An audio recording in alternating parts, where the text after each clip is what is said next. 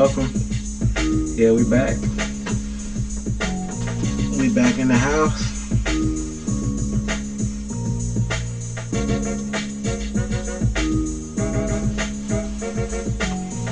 JB from Solution Sports, the legend, is back. Thought I was gonna take another week off, didn't you?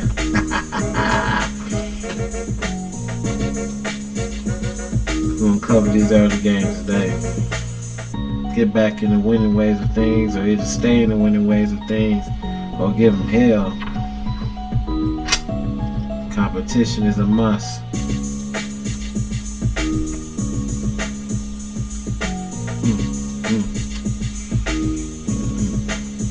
Happy Saturday. Yeah, on July 22nd. Got 3 early games, Royals and Yankees. We're going to talk about that game from last night. Rockies and Marlins. Cardinals and Cubs.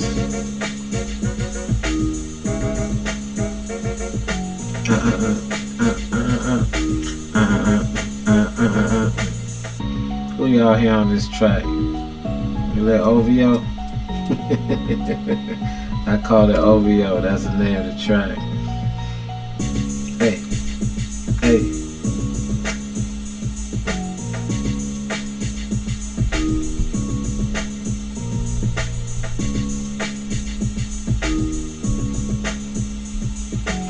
Alright, man, just warming up. Getting ready to be positive minded. The Yankees moving the lineup around once again. Just got an update. Looks like McKinney's at the top of the order.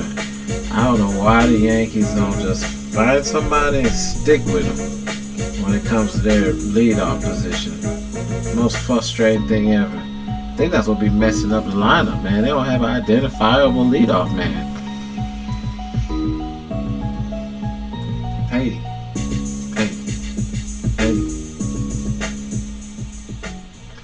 Let's get this thing going, man. Appreciate y'all. Anyone who's coming in through for the views today. Appreciate y'all chiming in. Baseball heads, baseball fans, whatever you want to call yourself. Man, appreciate it, man. Alright. Looking for some more success today. And once again, pretty much it's going to be considered a turbo slate with only 3 games. If you're in the DraftKings app and you go on the lobby, there's several throughout the day. On the weekend, they tend to start a little bit early. There are some early games during certain days in the week. We're starting the recording here about a little under 3 hours before tip-off, so we try to get everything done so and get it posted a little bit earlier than we did last time. But it's 3 games at 105, then it's another 5 games at 405, the afternoon contest, and then there's in the evening slate or / night slate, 6 games at 7 o'clock. So there's opportunities all up and down the board, starting from 1 all the way till 7 o'clock, and those games will go to about 10 o'clock tonight. So we're gonna definitely I'll jump in over now. I'm kind of in the winners take all, but if you go over the winners take all today, there's not really like anything very like appealing. For the 3 game slate is that they got some dollar turbos and some $85 ones, 25. I've gotten this $25 one with 5 people. It was a good contest. And there's like some dollar ones here, with 20 people. We got to beat out 19 people in this one right here to get to 18. I'm in this one right here for $31. Normally, if I take this down, with $1, I use that $31 to get in a winners take all, like a $20 or $27 winner. So that's kind of the goal with that. You beat out 34 people, you use the winnings, and you put it back in, put it back into a higher paying contest. So normally when there's not a lot of games, they're not exposing a lot of contests, so it's not, it's more featured contests with a low amount of games like this with more games to follow, basically. So most people, most of the sharks, most of the experienced people, they'll be in this 30K relay throw. It's a $15 entry fee. The only thing is, they're allowed, it's a multi-entry. You can put in the 70 entries. Most people would be bankrolls. They're going to max that out. They're going to do the 70 and pay that times 15. So you do the math. And these guys play, these are high rollers. So 70 times 15, that's 1050. That's nothing to a lot of the big guys up here on DraftKings. They'll easily pay that $1,000 to win $10,000. That's just the way of the land here. So just give you a little insight from a very experienced player that plays multi-entries, single entries. I do winners take all. I don't do too much head-to-heads. I mean, I can do it, but I don't. But there's a lot of different ways to kind of curb your appetite and how you want to approach this thing. I mean, that's even part of the game within the game, is knowing what the contests offer and what your chances are in winning and bringing it down. You have to really know where you fit, where you're comfortable, and what your odds are going to, if you're going to get someone that has 170 lineups and you only got one, well, first of all, they're going to have a better opportunity of beating you out, but because they're going to have more lineups, right? But you got to really do your homework. You got to really put a very high probability lineup to at least try to qualify. Hopefully some things will go your way, but by no means, if you get involved in this, it's not an easy, it's going to test your patience. Like some guys said back in the day, it's not a sprint, it's definitely a marathon. So you got to be on top of everything, and that's why I'm here and why I enjoy doing this and why I like putting some information out, just to kind of, give you some thoughts and some analysis. It's good. I mean, it's not only is entertaining when you're watching the games, you got to line up, but it's fun. There's opportunity to win money and to see how you do against a large playing field. So let's kind of go ahead and get into it. Again, first place is 10,000. They are raking in this contest, so it's not a 2 times amount. You put 15 in, so you don't get your full 30 once you start to qualify. You only start winning 25 back, but I mean, this is a goal right here. Of course, they put that big first place out there, just like lotteries in every state, but you gotta really do a lot to bring it down. 10,000, you're going against a lot of different simulation of lineups, and your lineup build is going to pretty much predict how your outcome is going to be. Sometimes people take a lot of risks with the pitchers. They may fade somebody like Cole and hope that he has a bad game and it busts, and you pay so much money for him, and then somebody may get lucky and play, Singer here for Kansas City, and he'll come out. He's had some games where he's gotten 20 points, right? Look, he got 21 here against the Dodgers on the July 2nd. Remember what I just said, against the Dodgers? That's right, 21 fantasy points. And then you had like Garrett Cole against Chicago. He only had 20. His salary was 11,000 that day against St. Louis. His salary was 11,200, and he gave you 14 points. So again, that's a game within the game. This salary, it just pretty much explains to the player, his ceiling. His ceiling can be like 47 points, but then again, his floor could be 7 points, like here against Tampa Bay. So there are a lot of things that go into that, day games versus night games, team not really playing for anything, being very aggressive at the plate like Kansas City was last night, matchups, certain players playing very good in Yankee Stadium. It's just a lot of different things. The pitchers just, we've seen Cole have control issues before. So that's the first thing. When you draft a player, you gotta hope that he wakes up on the right side of the bed. And, Cole's always been a slow starter. Sometimes he was getting issues in that first inning, but once he settles down, he's better, as good as anybody in the league. Just kind of go ahead and dissect this one. I've already refreshed it here. It's a 105 start. They're already scoring a very low over-under in this game. Now, I did watch that game yesterday, and it's quite an interesting game. There was some very good defensive plays in that game. I mean, there was a lot of balls that went to the warning track that got caught. Stanton he had a good swing against the pitcher for Kansas City. He sent one. It looked like it was gone. I had him in my lineup yesterday, and it just fizzled out. Didn't carry. And we know when he extends. He's one of the best pull hitters in the league for power. But that ball just hung up in the air and it died out on the track. And let's see here. There was another one. One of the center fielder made a great play on it. I think it was Isbell made a great play. Peraza hit one to the fence. Bobby Witt Jr. hit a line shot up the middle. It got snagged. I think Torres robbed him. I mean, it was some really good. And then Bobby Witt made a great play on a Rizzo pop-up that would have fell for a double. He made an over-the-shoulder catch. He's one of the fastest guys in the league. It was some very good defensive plays. I mean, that game could have definitely been more than a 5-4 game if it wasn't for some of those defensive plays. So, Kansas City, by any means, they weren't backing down. The pitcher, Alec Marsh, he gave up 5 runs. He gave up a couple long shots.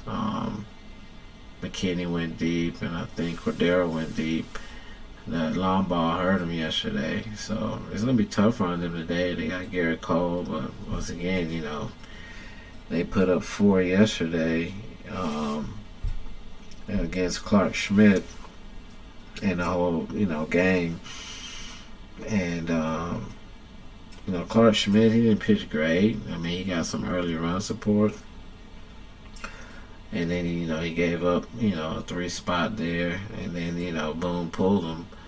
But they're heavily favored today. And as you can see, it was a different atmosphere now with Cole on the mound. They needed and really put together like at least a 7 to 10 games. At least 5 in a row, 6, 7 in a row to try to make some ground up on the Orioles. Because, I mean, they've gotten kind of lucky, and Kansas City is a team that's not playing for anything. Okay, they need to win this game. Their ace is on the mound. They put up 4 yesterday against Alec Marsh, and they're going against Brady Singer today. It was a little bit better, so let's kind of look into that matchup there. 6,400 is his salary. Again, by any means, I mean, the Yankees, when I really looked at them yesterday, I mean, they're not waiting on their pitch. They look very sporadic. I tweeted yesterday, I said, I've never seen a team that's 0-2. I've never seen players get in a lineup getting more 0-2 counts than the Yankees. They're always more than likely behind the count. They don't walk enough. Everyone goes up there trying to hit home runs, especially Rizzo. I mean, a lot of the Yankee faithful, they're just so over Rizzo right now. A lot of the beat writers. And he's pressing. And you can tell yesterday when he had his first at bat that he was really trying hard to get a good contact hit. But all their bat angles, they're all elevated. Like, no one is going up there trying to just get a hit, get a base hit to the gap, hit something very strong down the line, or, just get on base and start a rally. Everybody goes up there hacking for the fence, I mean, we definitely know Stanton does that. Every time Stanton comes up there, he has one thing on his mind. It's a home run ball. I don't know if it's because they got the reigning, American League home run champion on their team, and that has taken on the identity. Now, everybody wants to hit home runs like Judge, and he ain't even in the damn lineup. But it's very frustrating to watch them because, I mean, they do have some talented players. They have, they got some talented players, like Volpe with speed and power, and he did get a hit or two yesterday, but I don't know. I mean, Rizzo's batters look bad. Very consistent. LeMahieu doesn't look like the same guy as last year. I don't know what his issue is. They can't find a leadoff hitter and stick with him. They're shuffling people down and all over the place. Higashioka, he used to be able to come up with some good hits, but he's kind of very porous now. And Trevino, and they've had injuries. Their pitching and bullpen hasn't looked great. So the only reason that they're a heavy favorite today is because of this guy, Garrett Cole. If it wasn't for Garrett Cole, that consensus would be probably more down in the 50s, honestly. I do expect them to win the game. What kind of level do I see Garrett Cole doing? So, I mean, if you look at his splits, I guess Singer hasn't had any sample size against the Yankees. Let's see here. And this is my strikeout thing here. So, Kansas City, they're kind of they're not bottom out, but they're 20th ranked in strikeouts. Yankees they're kind of around the top 10, so they're not bad, but I mean, they do kind of swing in some stupid pitches at times. Singer has 81 strikeouts on the season. Kind of elevated ERA. He's had some decent performances this year. I mean, he's on a bad team that doesn't really put up a lot of runs. That game against the Dodgers was an anomaly. I remember that game when they won 9-1. That's what I'm saying. I mean, this is kind of a jack-in-the-box team. It can be very dangerous with a team like the Yankees because they have nothing to lose. I mean, they're 23 games out of first place in the AL Central. And, they're losers of their last three. So, I mean, if you're playing the law of averages, something would tell you that, they're going to win a game somewhere soon. And, the Yankees are 3-7 in their last 10. I'm not saying that they're going to go out and have some magnificent game against Cole, but, man, that's fantasy, man. Fantasy is like, okay, I get up today and I think, oh, well, what if Kansas City beats Garrett Cole, right? And next thing you know, Witt Jr. takes Cole deep, and then Salvi takes him deep. Back-to-back home runs in the first inning. That's daily fantasy baseball for you, man. It's the weirdest thing. You just can't really call anything. So, if we look at some of his metrics, he gave up 2 home runs in the game in Tampa Bay. He won the game. I mean, they gave him run support. They haven't given run support lately. Only thing is he's pitching on the road today, and on away games he's not as good as he is in Kansas City. He's 2-4 on the road. ERA very bad at 7.54. 26 strikeouts on the road. 7 games started versus 55 and 12 games started at home. I mean, honestly, he's a right-hander.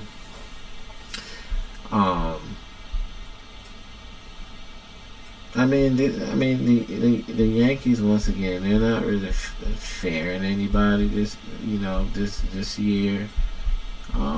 Let's pull up our expected lineups. I lost my tab there. Let's pull it up. So everything in here revolves around the All-Star Cole. That's the consensus of this. Now they're putting McKinney up there at the top because again he's a lefty. They're not gonna pull Torres out. He's their everyday starter at second base. Rizzo, again, this is lefty. Cordero had a home run yesterday, and you know the broadcasters were talking about his power, and it is undeniable power. If he can extend and get a good pitch, he could definitely hurt you. These are confirmed lineup. LeMahieu back there in the right. They got Oswald Cabrera in there, switch hitter. He's actually better from his left hand side. They got Higashioka out, and they're gonna put this guy Rotvit in. And look at this, Volpe goes down to the ninth spot once again. You guys know I always tweet about Volpe. I really want to see him do well. By no means, I'm just kind of an avid watcher of the Yankees. I'm not a big Yankees fan, but I mean, I criticize him hard because much is expected when, especially as much money you put into their team. So if you look at this from a very perspective point, the way Vegas is looking at this, they're minus 225. It's not, Cole should really go at these guys and test them, right? I don't really see Kansas City getting more than two runs in this game. It might not even be by Cole's hand. They might get one out of Cole if he does something, foolish. Maybe one of their talented hitters might get a leadoff double, and then they move him over to third, and then a sac fly or something, right? But he should definitely dominate. I mean, they're ranked 20th, 20 in the bottom of the league in strikeouts, so his strikeouts is looking like very good. I mean, this is a game that they gotta have. They can't fool around, man. So I wouldn't really put much trust in any Kansas City starter. This is probably one of their better starters because Greinke isn't very good at all either. But he's probably one that they had an opportunity to win. It would have been with him, but the only problem is they're going up against Cole. So I don't know. I don't see how they get run support. So it's an 8 over under, so they are respecting Brady somewhat because the Yankees haven't been really scaring anybody at the plate here recently, especially with Judge out of the lineup and Rizzo struggling and LeMahieu not looking great, and they're shuffling everybody else around to try to get this kind of motivational lineup for the fan base that hasn't really appeared yet. Is he worth a flyer? I mean, again, I'm not saying not to play Brady for the simple fact that the Yankees have been very mid all year. I mean, he can definitely go out there and give you 6 innings and get you about 15 to 20 fantasy points. If he's not a big strikeout guy, which is what I don't really like, and the Yankees do make contact. I mean, they do hit a lot of fly balls, and it is in Yankee Stadium, which is more of a hitter's park.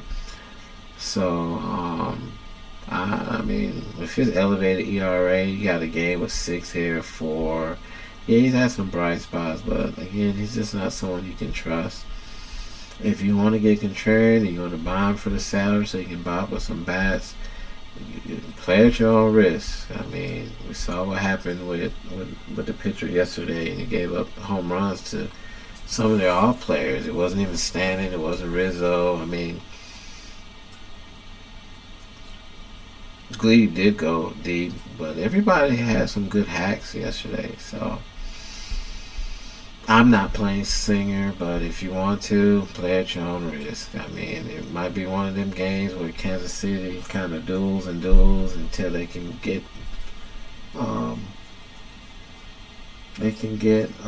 Cole out the game, but it's going to be on his shoulders if they win. Again, for him to get a win and get those 4 points for a win, they got to put some points up, and you need every point you can in this thing. If they're offering 4 points for a win, and you already see that the Yankees are heavily favored already, I mean, that's a decision right there that I wouldn't play him. And he gave up 2 home runs in his last game. I mean, he's susceptible to give up. He had 4 home runs against Atlanta, so I mean, a team that looks to put you away with a home run ball like the Yankees do, I'm not really like singing on Singer like that. So Play at your own risk, man. I know some people took a risk on the Kansas City pitcher yesterday, but he ended up folding there before he got pulled from the game. Cole, I don't really need to go into that. I think he has anywhere from upside of anywhere from like 8 to 12 strikeouts today. He had a great game against Colorado. He had 11 Ks in that game. Superb game. Gave him 6 strong innings. His only lone smite was a homer he gave up. Again, he is susceptible to give up a long ball. If you look at his log, 2 against Baltimore, 2 against San Diego. That's his only knock, man. Sometimes his fastball doesn't locate where he wants it to, and it ends up on the barrel of the bat of the hitter.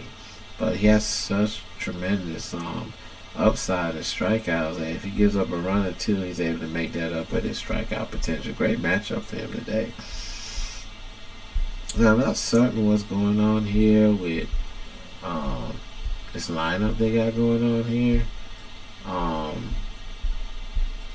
I see they're shuffling, and McKinney did look pretty locked in at the plate yesterday. He did strike out in his last at bat, but he looks very aggressive up there.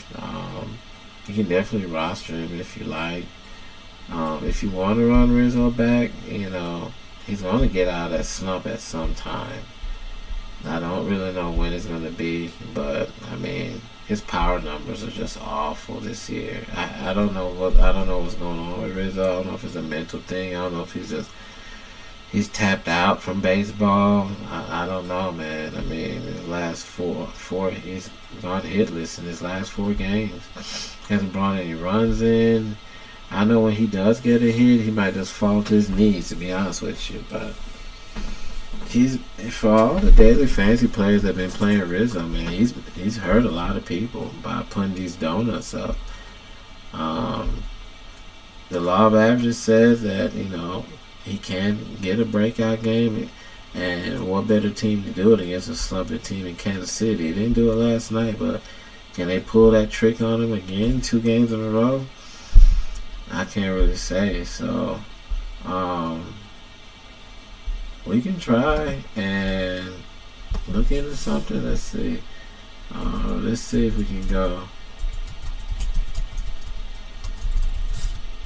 If we can get anything on Rizzo. Yeah, we may have to go with Brady Singer.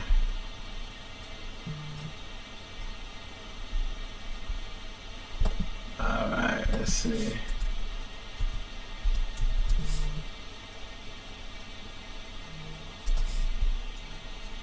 So there's nothing on Rizzo there. Let's look at some left-hand batters.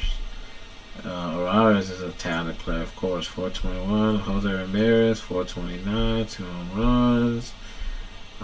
Josh Naylor, not so well. Candelario looks good. So I'm looking at a lot of left-hand batters and how they're looking against him. A lot of left-hand batters really actually look very good against Singer with power. I'm looking for that. Let's do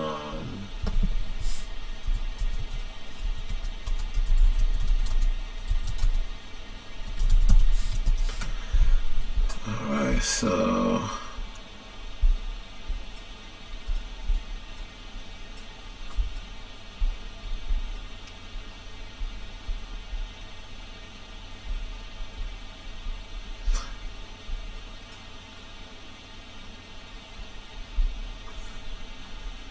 I want to try to get some one-on-one stats with Brady versus the Yankees, but nothing. My quick search didn't do very well.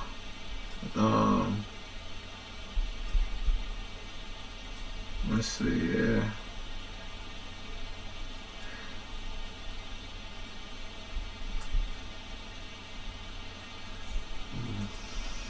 Again, he hasn't pitched against him this year, so it can be anything. It can be anything. Overall, their pitching staff has not been very good. Their staff is Brady Singer, Greinke, Jordan Lyles, Alec Marsh. Their pitching has been very bad. This is a 28-71 team that we're talking about.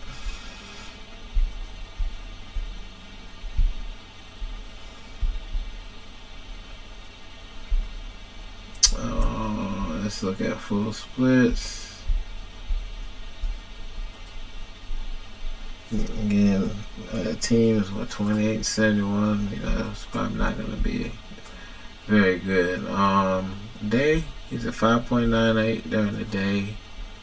3-5 record during the day. And 61 innings pitched. He's giving up 70 hits, 6 homers. He's giving up like 1 home run every 10 innings, I guess. .287. So 70 hits and 61 innings pitches. He's giving up 41 runs and 61 innings pitches.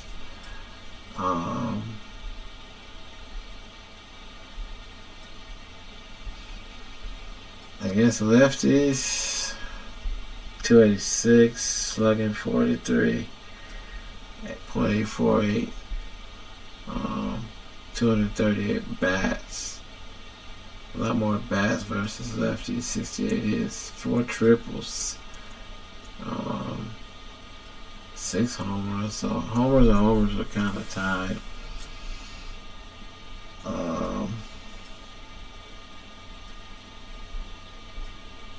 High average, man. 286, 297. So yeah, we spent a little time trying to kind of break this down.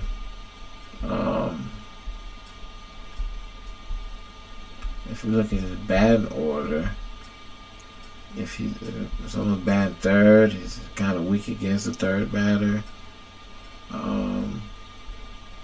6 batters, 7, he struggles.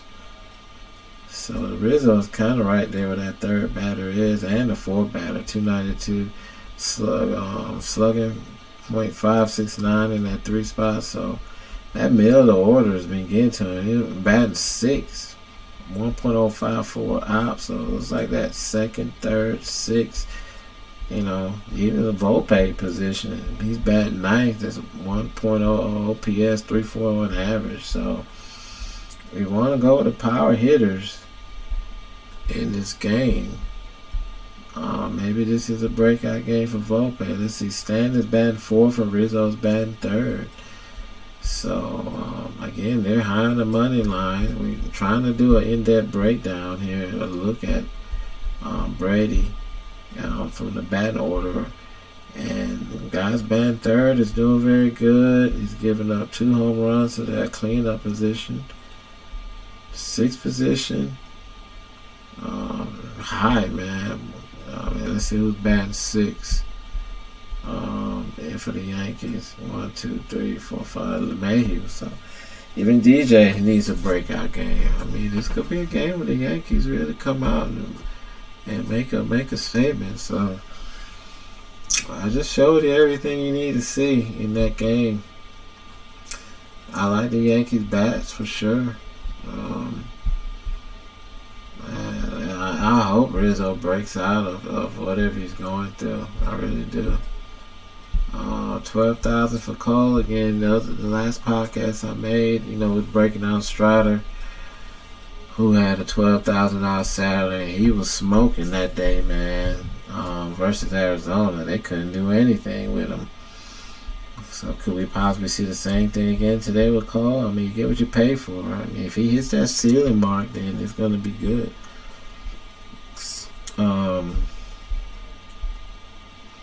I know yesterday Bob Witt had some good hits. He's 5,400 today. He's got a tough matchup against Cole. Again, his numbers are looking like Rizzo, nothing. He's done nothing, absolutely nothing in his last 4 games. He's struggling bad. Looks like he's tapped out also, too. Kansas City put up some runs yesterday, but they just couldn't put a strategy together to keep the Yankees down or to get that lead back and maintain it. So it's always interesting when Cole gets on the mound because you never know what kind of Cole you're going to get in the first 2 innings. He's very dramatic.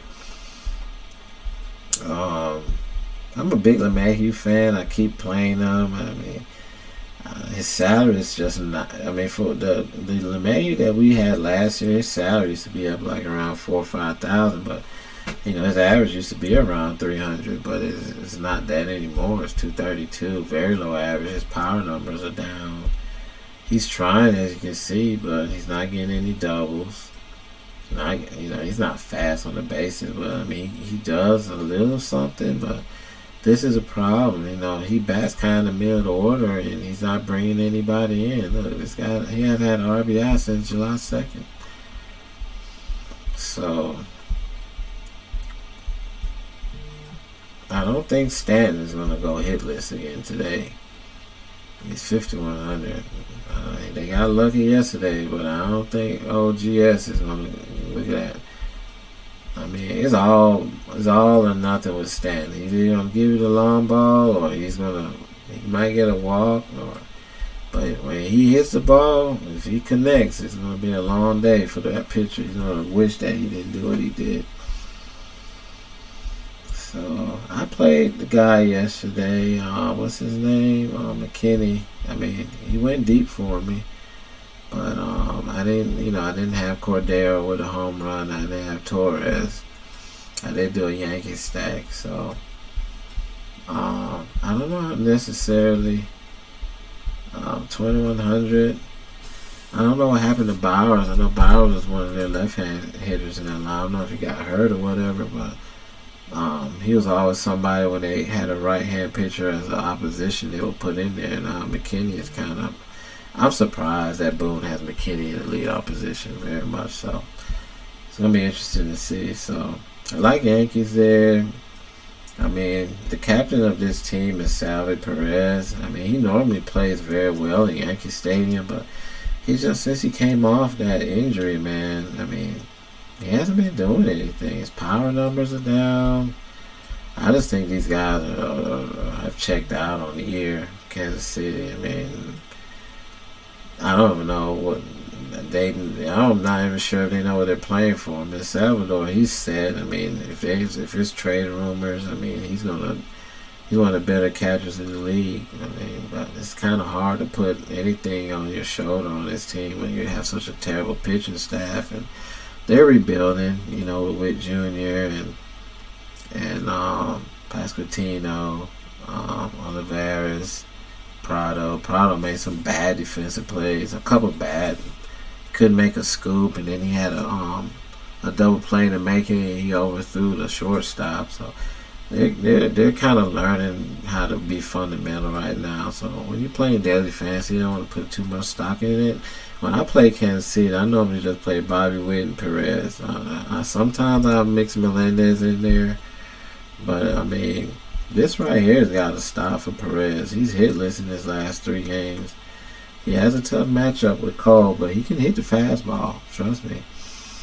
So, I mean, if Cole misses on his location, Perez can hurt him. So, I mean, it's a big contrarian play, but no one's expecting Kansas City based on that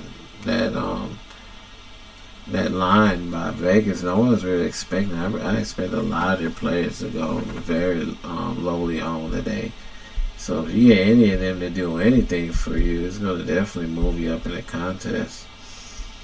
So they got Garcia leading off again. I think Isbell hit a home run yesterday. Oh no, he had a double. One of these guys hit a home run. It was Massey. Massey hit a home run over the right field wall. Again, that right field wall is very short in Yankee Stadium. It's a gold mine for left-hand power hitters. So yeah, Massey had 2 home runs yesterday. I mean, these guys are cheap, 2,400. I mean, they're going against Cole. So if you want to take a fly on one of them, Witt Jr., Perez, Melendez, Olivares. I mean, Massey was seeing the ball good yesterday. You might run him back. Those are the players that I would look at. So, Cole ain't going to go 9 innings. I doubt it, unless he has some great game where he's not really... He has some innings where he just gets out of. I mean, it's possible. I mean, he can go the distance, but not very likely, though. So, especially if the Yankees actually get some run support, it may pull him in the 6th or 7th inning. But, all I'm saying, Kansas City is a highly contrarian team today. They're like Oakland. I mean, they gave Framir Valdez fits yesterday. I mean, that's the only dangerous thing about this team. They don't, when you got a power pitcher, a great pitcher like this, like Cole, this is his worst nightmare because these guys have nothing to lose. So think about that from a fan's perspective. I mean, there's some value in playing some players like that. They have nothing to lose. They can get lucky and connect and bring a run home or even hit a home run. So there you go. Play with your own discretion. But I'm gonna put this lineup in with some Yankees and leave it like that. We go to the next game, Colorado and Miami. Now this game is at 110. I don't think they updated the lineup yet. We got one for Colorado. Let's refresh and see if anything came up for Miami. Alright. Johnny Cueto is still hanging around there, my guys. He's still in the league, finding a way on the team. Don't ask me how. So they got Profar, great leadoff hitter, Chris Bryant. Everybody knows him from his Chicago Cubs days, and then he got traded to the Giants. Now he's on Colorado. Ryan McMahon, their power hitter, great left-hand batter. That's definitely somebody who can give Cueto some issues.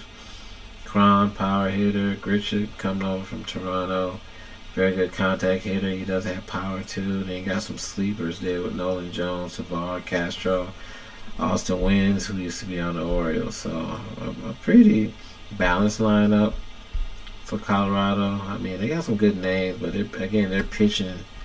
They're like Kansas City. Their pitching has been bad this year. They don't have any aces, and their pitchers they hit hard contact. You know, if you don't have pitching in the majors, you ain't going nowhere. That's why the Braves have been so dominant for years, man. They just keep churning out pitchers through their farm system. One goes out or goes hurt, they got somebody else to come up and get some experience, and they just start dealing, man. I'm pretty sure this game is going to be a very high over-under. There's not a lot of pitching in this. Seabold is on the mound. I don't agree with this 8 over-under at all. Okay. So it appears that Chase Anderson is going to get the nod.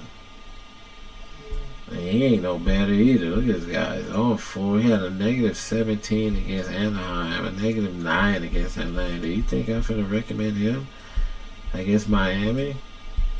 A team that's, I think they're behind the Braves. I think Miami is what? I don't know if they're tied with Philly now, but they're losers of their last 7. Wow. Miami just kind of fell off the cliff right there. I don't really, Cueto, man, like I said, he was good in his prime. This guy should really be coming out of the bullpen. But he has so much pride, and everybody thinks he can be Cueto of the old, but I mean, honestly, he's a washed-up starter. I mean, he can't start, and he can't give you long innings. I mean, look at his log. 3 innings against Baltimore. He had 1 strikeout. 7.6 fantasy points. His salary was 8,000. That's not worth it. He gave up 3 hits in 1 inning against Minnesota. Didn't even get past 1 inning. No strikeouts. A -8. Gave up 4 earned runs. I'm not. I fade this guy, man. And Miami needs a win. But this doesn't look like the guy's going to enable him to do it. Colorado got some good bats in their squad, man. 9.0 ERA, and he just started 2 games. It says a veteran most recently pitched 3 scoreless innings out of the bullpen on July 16th in Baltimore. He should be stretched out enough to qualify for the win if he pitches well Saturday. Cueto has 14 strikeouts in 29 minor league innings. He's in minor league and got 14 strikeouts. 1 strikeout in 4 innings in the big leagues, so it'll be attempted to get by generating weak contact. Yeah, good luck with that. And there's limited fantasy upside due to the lack of strikeouts. This guy's a complete disaster. I'm not going to continue to read anymore. Minnesota's a team that strikes out more than anybody, and he can get 1 strikeout against them. I mean, they put up a -8 on him. Man, please. And then they got the nerve covers got a nerve to put up an 8 over under in this game. Somebody explain that to me. I mean, I'm not sure where this Connor Seabold thing is coming from, but on here they got Chase Anderson. Man, this game, man, could easily be a game like a 10-8 game, 9-7, 12-9. I mean, they're playing in the Dome. Now, Miami is known to be a pitcher's park, but it ain't gonna help these pitchers on the mound today. I'm just keeping it 100. So both of them have high ERAs. I don't know if Chase has pitched against Miami. He has. So he got a game, 5 innings. He gave up 8 hits. 8 more hits than innings pitched. But red flag. 2 walks in 5 innings. You don't need to be walking anybody. That's how I feel. He gave up 2 earned runs. Only 1 strikeout. 4 strikeouts. I mean, this guy's averaging 5.4 fantasy points per game. That ain't gonna cut it, man. So both pitchers are righties. Again, their salaries are very cheap. I don't see Cueto really making it past 3, maybe 4 innings. I can already tell you, this is all about the hitters. Herrera, get him in there. He's going to probably try to get his average back up over 375. This is a game where he can easily probably go for about 3 or 4 hits. He's going to be feasting today on Cueto. Cueto ain't fooling nobody up there. So they're probably going to take him deep. He hasn't went deep in his past 6 games, so there's definitely a big threat. On the other end,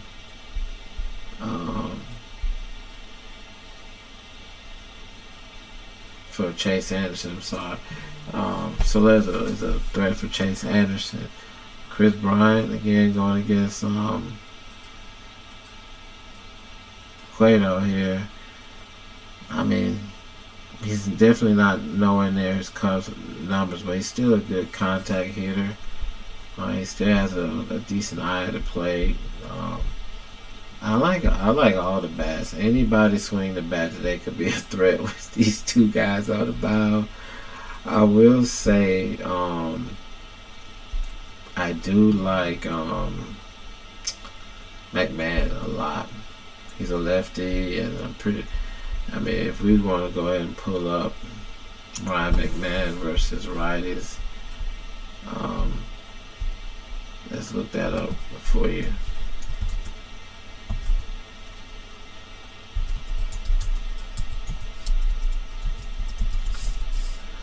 I already know this guy has good numbers here. Let's see how he bats during the daytime.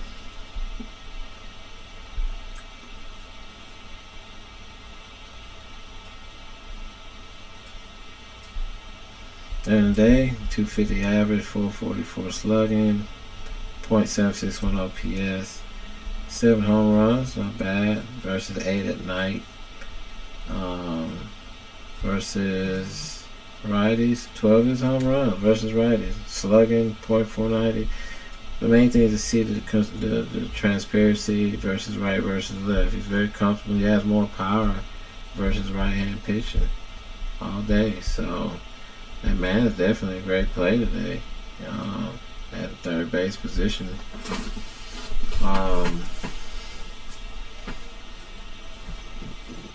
Now being there, I don't really like any of these pitchers here. Definitely you can run a stack if you want to. There's a low over-under in that Kansas City game, and that's rightfully so, but you can run a Yankee stack. You can run a Miami stack. Colorado. You can probably mix in players from each side of this game. I'm telling you, this is not a very good over-under line. I would take the over in this game. They say 8. Man, I would definitely take the over to go over in this game. They're only pitching. Look at that. They ain't even got the pitcher announced from Miami. Cueto might not even go up there for all we know. The under is looking more in the Yankees game because of Cole's ability to pitch. Singer is probably their best pitcher. I mean, not to say the Yankees can't put up 8 on their own. Singer ain't the best pitcher, but I would stay away from that game because it's kind of right there. Because the Yankees could probably do could go like 7-1. I mean, if they catch Singer walking some guys and they hit a couple 2-run home runs and manufacture some other runs, that can easily go over. I'm leaning the over on both of these because I mean, honestly, man, I mean, Yankees aren't producing a lot of runs, but we've seen them put up some on the right days. They can put up double-digit numbers against the right team, and Kansas City definitely fits that. Okay, so stay away from the pitching in this game, in the Miami-Colorado game. Get some left-hand bats against Cueto. That's if it pitches. I mean, McMahon's good. I think Profar is a switch hitter. Yep. Profar is a very good leadoff hitter, guys. I mean, I'm surprised that San Diego let him go. I know Tatis was suspended a lot last year, and he got a lot of playing time due to that, but he's still a good piece on any team. I mean, he had a homer yesterday. You can definitely run. If you run a stack, definitely put Profar in there at the top of the order. If we look at the daily lineups, you know, I mean, their top 5 is tight, man. I mean, Nolan Jones, he's the one of the next lefties in that lineup, but let's see how he's been doing. It's 4,000. That's kind of like mid for salary. You want to be careful. He hasn't had really much going on his last 2 games. I'm pretty sure he's glad to get out of Houston, but he's got a great matchup today.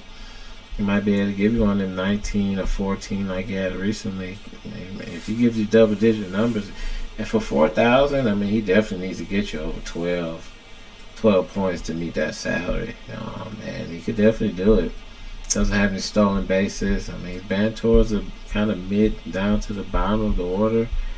So he will have RBI opportunities, especially if Cueto loses the strike zone and he pitches around McMahon, and Cron might get a single or double. And Grichuk and Jones are going to definitely have some RBI opportunities there. So I'm liking Colorado a lot against Cueto. I really believe Cueto shouldn't be pitching in the league. Between the 2 pitchers, Chase is probably definitely the better pitcher. He definitely can go the longer distance than Cueto for sure. And I mean, he went 5. I mean, he can give you 5 quicker than Cueto can. He had a bad game against Anaheim, but the thing about him, he doesn't really get a lot of strikeouts either. Look, he had 38 strikeouts on the year, but all of these starts he's had, so he's not a power pitcher, you know. So definitely run to this game if you want offense. I see offense written all over that game. Again, I like Arares. If you look at Miami lineup, I like Soler, De La Cruz. Segura is a veteran. Wendell is a great veteran there. He has sneaky power there at the bottom of the order. Nick Fortes can be a sleeper in the catcher position. They're hungry. They need a win, man. You know, the only thing messing up Miami is Cueto, man. I wish I had a better pitcher on the mound today. You know, like Alcantara or something, but Cueto's on. If he starts giving up runs in Colorado, they gonna have to. He's going to make Miami's offense have to put work in, man. So it's gonna be one you get some popcorn out, just kind of watch the ball off the bats of these, and look at how because these pitchers, neither of them gonna last long, and the bullpen is gonna have to come in. Miami definitely has a better bullpen. So this is one just kind of watch how it plays out, but definitely no pitching in this game at all. All right, let's go to the last one, St. Louis and Chicago. Let's look at the standings. It's one of the Midwest games. There's a lot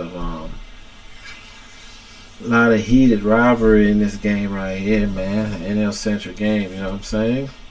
It's another fun game to watch. Let's go to DK Live.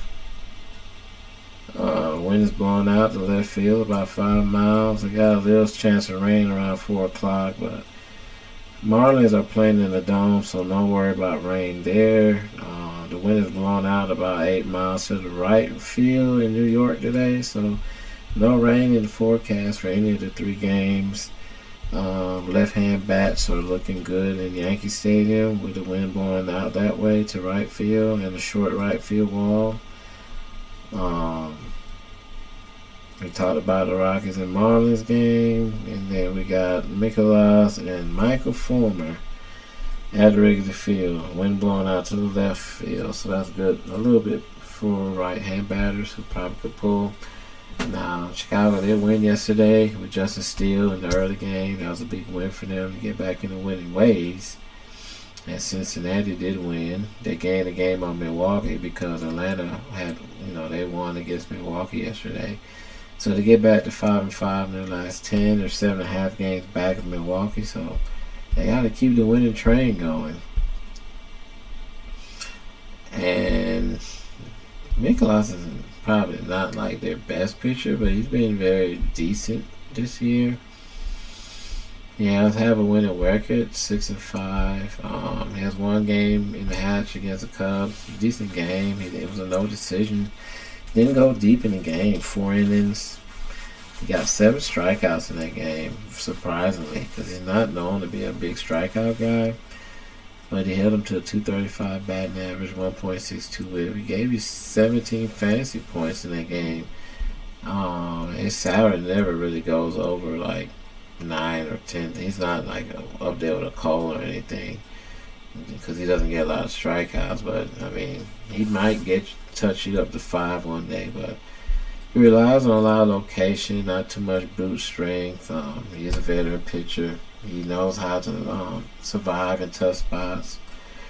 Again, he had 6 innings against Miami, 7 against the White Sox. So here lately in his last 3 games, he's been kind of, with the exception of Washington, who can be very sneaky at all times. But against the White Sox and Miami, he didn't do very bad. I mean, Styler at 7,300 against the White Sox, 29 fantasy points. That was one of his better games of the year. So for the most part, he does have a couple negatives in here, like a -2 against the Mets and then a -2 against Colorado. But for the most part, he hasn't really been hurting you. He's been getting you mostly like 10 to I want to say like, he doesn't even really have any mid, like 15. He got a 17 here, but he's been more like around 10 to 15 points. Chicago is a sneaky team. They have a lot to play for right now. I mean,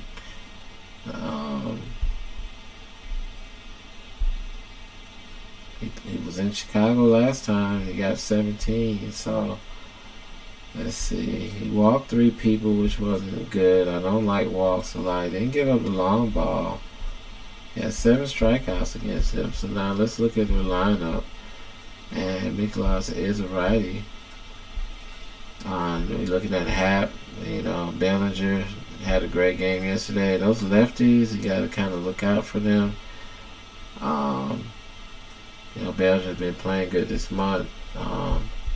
Let's look at their lefties in that lineup.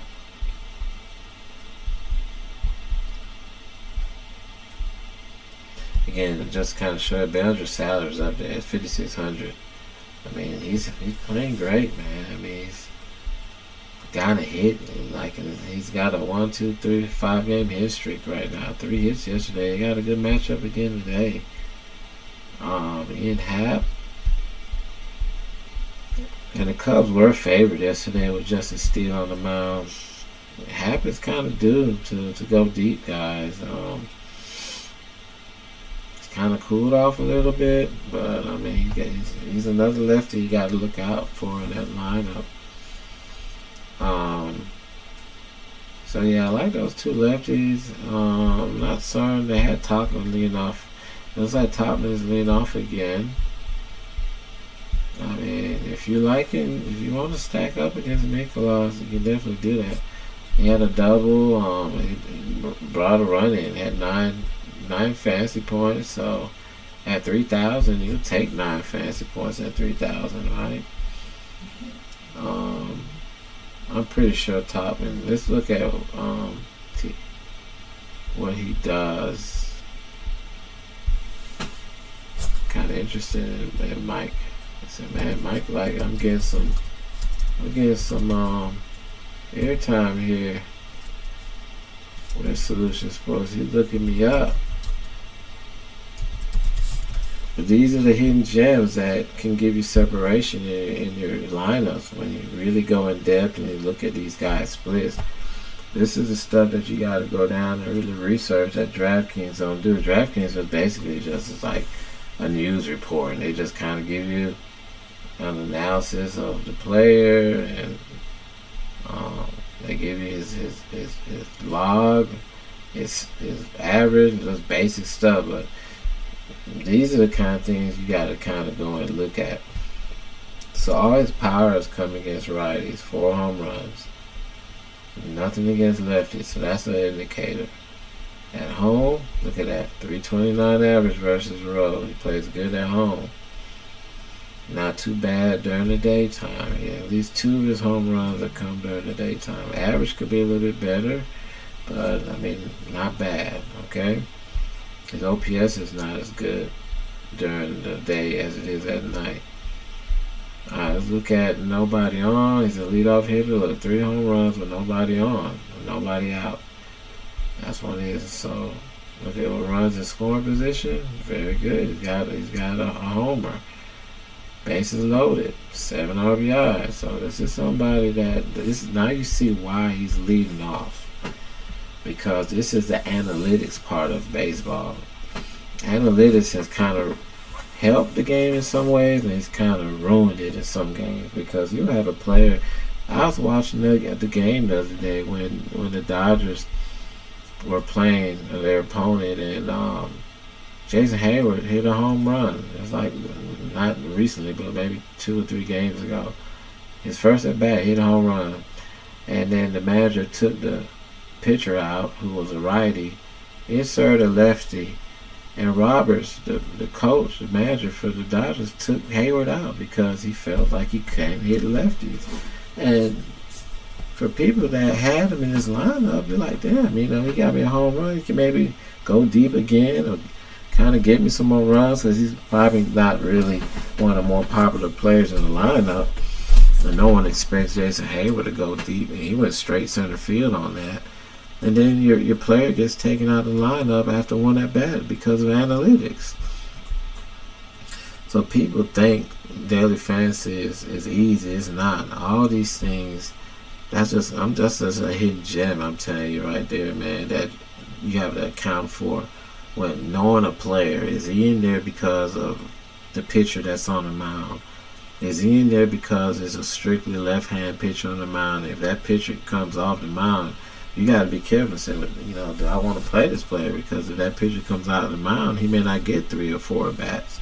He may only get 2. So these are just the ins and outs of daily fantasy that makes it so, I don't want to use the word difficult, but it makes it very challenging. You have to know what you're doing up and down your lineup all the time. Alright, so we just brought down Topman. Topman looks like a great play today. It's just another game. Whether you win or lose, you got to move on. Of course, these players are they're watching standings and positioning and divisional movement.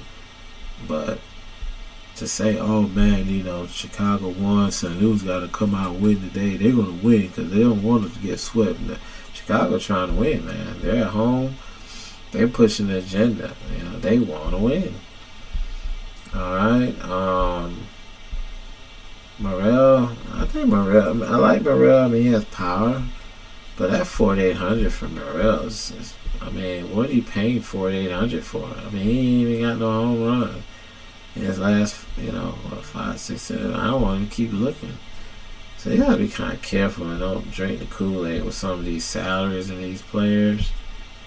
You know, we're gonna test the gangster on that. So let's watch this. Let's see if Morel is even really worth. Why is he so? Why is he so highly? I mean, I know, but I'm just put up, for you guys. But why is he so highly salaried on DraftKings?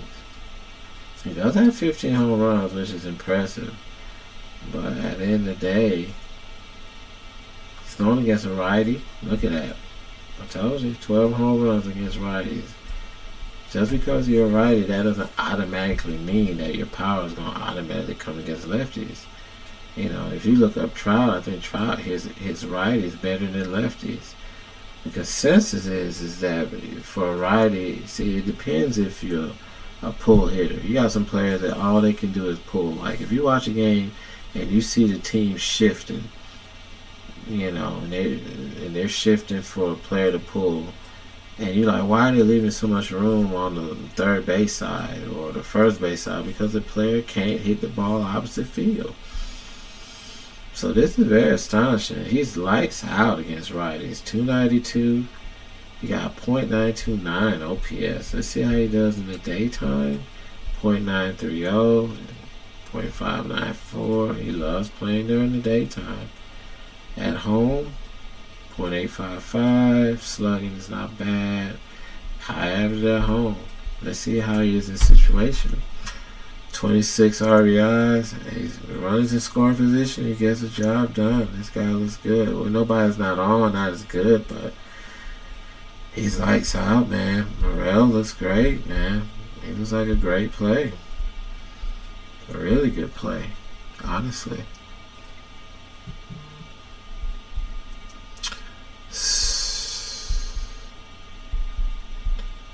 I will be honest, they're doing a bullpen day today for Chicago. They got Drew Smiley and Fulmer. I don't really trust Smiley too much, especially being a lefty with Goldie and Arenado in that lineup.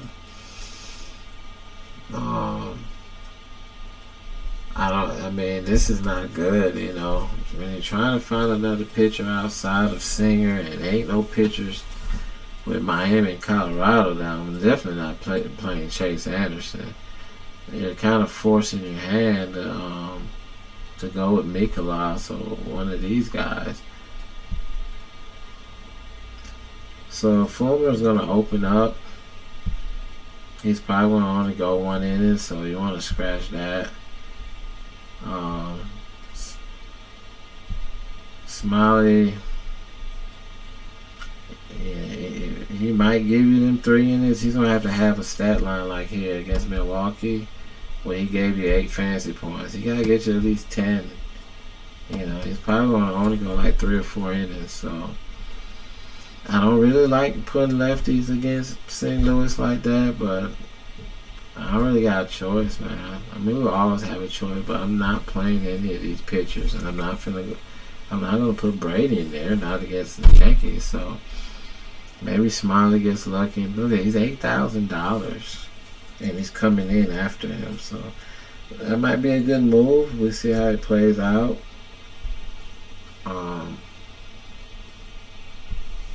I know Arenado's been on a tear lately.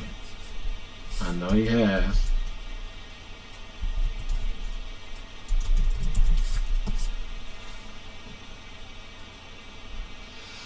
Let's see here. Let's see what Arenado's looking like. He has some good swings. He's over 20 home runs on the year. I'm not going to sit up here and leave these guys out at all. They need a win. They took a loss yesterday. Arenado in the day, not bad. 240 average. He's doing much better at night. Not a day guy at all. Nobody on. 2 home runs. Runs in scoring position. 8 home runs. Got a lot of power there. He's doing a job of runs in scoring position. Versus lefties, actually not as good. Still not bad. Most of his power is coming against righties. 16 of his home runs. He's having 291 at bats though, versus righty versus just 73. So way more at bats versus right than lefties. But he's holding his own very well. I mean, 5 home runs and 73 at bats. That ain't bad at all. So he definitely ain't getting fooled by nobody. He got 15 RBIs. So this is something we gotta look at there, you know.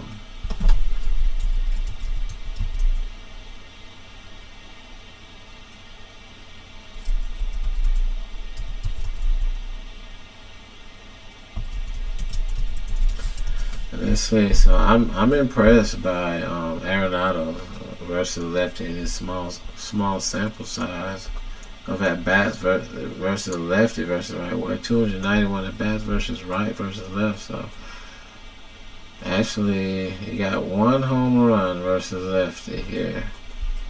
So not a lot of power versus lefty for Goldschmidt. So both of those things actually go in favor for Smiley being a lefty. Those are the big boys in the lineup. I mean, they do have some other guys in there like Gorman, but Gorman is lefty. And Contreras is always gonna go against his former team. He's been hyped up since game 1. Ever since the last series, he's been hyped up. He's definitely somebody you got to keep an eye on there for sure. But I only got 2,900 for a catcher. So I'm going to have to buy down, unfortunately. And I want to say the winner is probably going to be Fortes. He's got another good matchup. I'll just run Fortes in there. So that's like kind of a Yankee stack with a couple of good plays from Chicago. One of the big bats from McMahon in there. It's kind of a unique lineup, but it's mainly the Yankee stack. And going with some good metrics with Morel and Topman there. So, you know, it's just a construct deal for sure. Just to show you how you can get within the 50,000 and take it from there, man. So. Covers, what they got the line is off. They don't have anything on, but it's kind of a weird game because the reason that line is off because they don't really know the pitching. You know, it's still to be determined, even though DraftKings got it as a bullpen day. So Vegas don't really want to put a line. Like everything revolves around pitching. So that definitely is going to give St. Louis probably the edge in the money line with Mikolas being the actual, you know, Hale starter, not relying on the bullpen or anything. So, I mean, they got enough offense to slug it out with Chicago. St. Louis does. So it'll probably be a very close line. It'll probably be like this Texas game here, like a 50-50 consensus. So St. Louis, they're trying to kind of get their shit straight, but again, they are who they are at the end of the day. Seeing multiple pitchers like that might not fare too well for them. So looking at Mikolas' sample size, last time he was in Chicago, he did well. You can definitely roster him if you like. I mean, again, he's going to move the ball around. He's going to rely on his location. He might get a few strikeouts there. But Chicago can be dangerous. I mean, they got some very good left-hand hitters in that lineup that can put him away with one swing of the bat. So right now, I'm going with Chicago in this game. I think Chicago got a good matchup against Mikolas. I think they're going to redeem themselves. I know they had a good game again, but I know they want to win this game. Just being the second game, it's going to be very competitive. St. Louis will get some runs, of course. I mean, I can probably see an over/under in this game, probably like a 8.5 to a 9. I don't really see it more going over an 8.5 to a 9. Live. Now I could probably pull up some other sites where they'll have it But I normally just go with covers. But with them not really having an ace on the mound like they did with Justin Steele yesterday, I do see St. Louis getting anywhere from I want to say 4 to 5 runs in this game. They can definitely get some runs up on Chicago.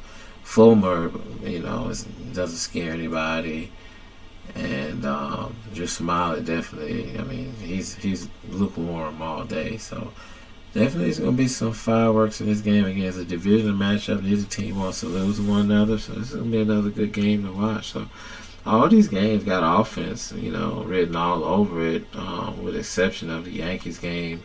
Even though the Yankees could probably definitely take advantage of Brady, so there's going to be some offense with that. That's where you get a 73% consensus from, and no pitching in that Colorado game.